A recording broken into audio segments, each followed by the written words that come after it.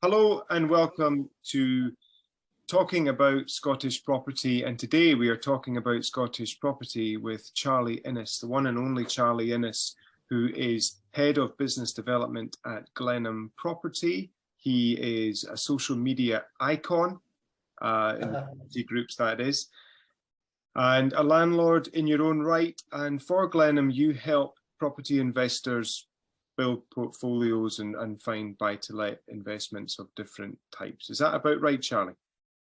Yeah, that's about right. We work closely with investor clients who are looking to often diversify their asset base into residential property. And yes, I go out and ensure that they are buying an asset that stacks up as an investment, and try and de-risk it as much as possible and seek out opportunities that offer them the best return on their investment.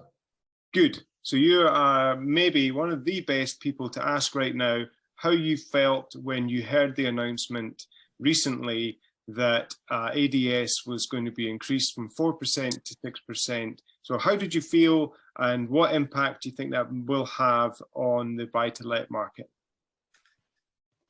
I think everyone's initial reaction was certainly one of shock and, shall we say, disappointment, because really the private rented sector needs inward investment.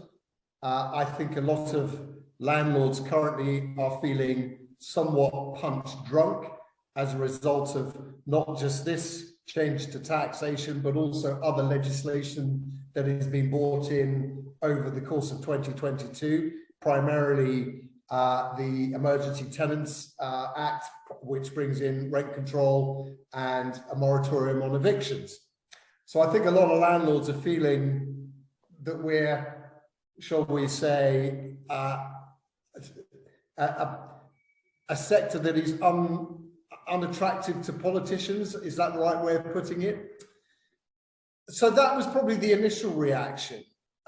I think on further contemplation, for want of a better word, you know, I do still believe that there are investors out there that will continue to invest in the market.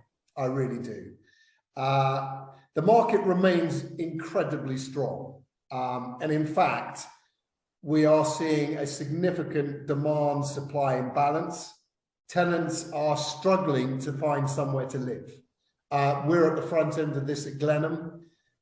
We can put a property on the market, and within 5 minutes, we can have hundreds of people who are interested in that property.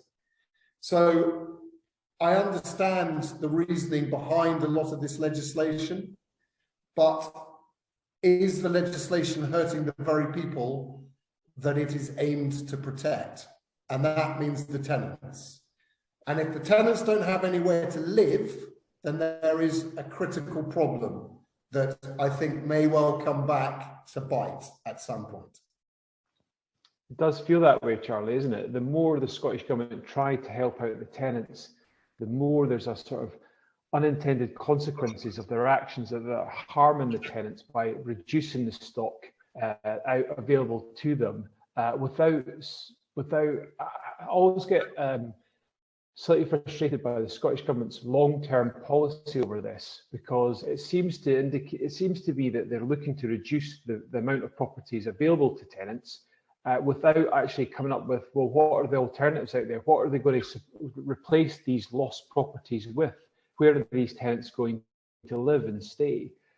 So I just don't see where that policy, where their policy or the strategy is on that. They're not building enough new homes. They don't have the social housing availability that they would like to have.